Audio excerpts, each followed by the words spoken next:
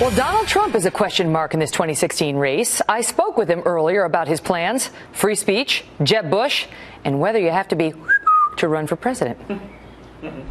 Great to see you, Mr. Trump. Thanks for being here. There's a Bloomberg poll saying 62% of Republicans would never consider you for the GOP nomination. And I think that's because, and they checked it, but that's because nobody thinks I'm running. They don't think I'm running. Nobody, it's really a funny thing. As you know, I came in, beat almost everybody in the New Hampshire Bloomberg poll, the same thing. And yet they don't think I'm running. So we'll see what happens. I mean, in June, I will announce one way or the other.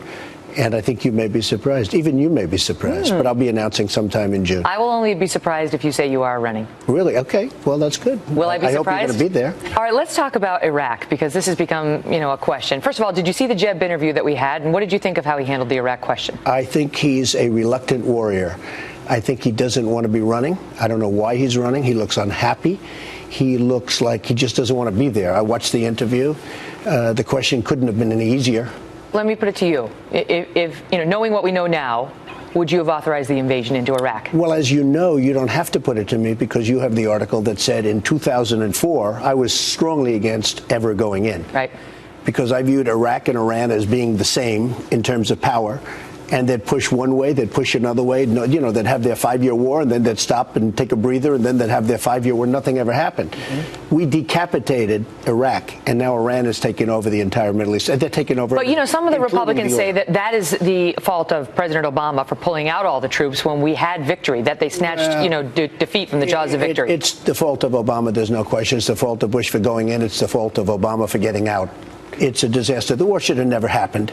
And then once it did happen, you should have at least left the troops in. So it's really a double fault. Let's talk about Amtrak, because after the Philadelphia train crash, you started tweeting out about infrastructure, saying the only one to fix the infrastructure of our country is me, and talking about how you know how to build things, which is obviously true. It is true. But we were talking on this show about, those who are blaming infrastructure as what are you talking about? The guy was going twice the speed limit. How do you make this an infrastructure problem? Well, even that's infrastructure, because if they had the right things on the rails, it couldn't have gone more than 50 miles an hour. But you can't blame the crash on infrastructure. Look, the crash appears to be the fault of the driver. Sure. Infrastructure may have been able to overcome that, but it wasn't the cause. Regardless of the train, the train. The bridges are falling apart. The roads are falling apart. The medians are falling. The airports look like hell. I mean, the airports, I come back from places like Qatar. We're doing a tremendous job in Dubai, 2 actually very big jobs in Dubai. The airports are unbelievable. Then we land at LaGuardia. It's third world country.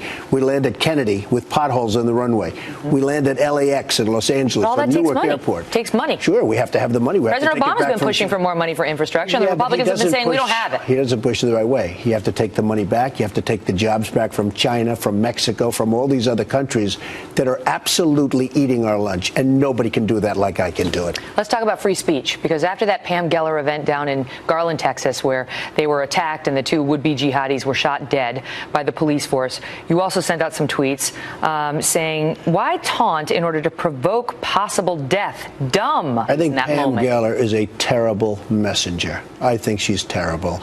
And what she's doing, we have enough problem without taunting and driving everybody crazy. But my question to you is, because this turned into a bigger thing, what do we stand for as Americans, if not for freedom of speech and the ability to express yourself? And this speech in particular, which was in defiance, it's like the cartoon that won the contest. It had Muhammad standing there saying, you can't draw me, and the person looking up to him saying, that's why I draw you. It was about people trying to shut down an American ideal, and this group, however unsympathetic they may have been, saying, we reject that attempt. They were totally unsympathetic. Now, you look at Mohammed and you look at some of the positions they have Mohammed, and some people are going to get extremely upset about it. Now, I'm not the only one, and I'm not the only conservative Republican that feels this way, and they're lucky even to be alive. But why, with all the problems we have, why taunt?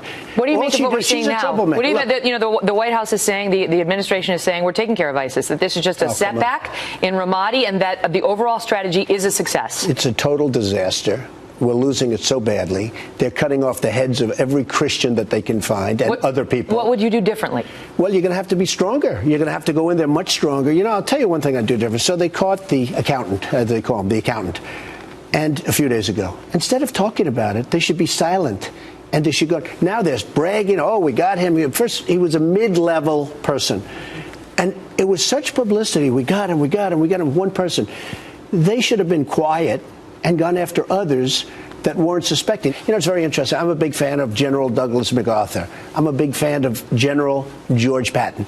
They don't talk, they do. You haven't been a military leader, and you haven't actually governed a state or a. Okay, so been a all over the lawmaker. world I do business. I make great deals. I've made hundreds of millions of dollars against China. All over the world I make money, and I build great things. We're talking about building walls. Who's going to build a wall like me on the southern border?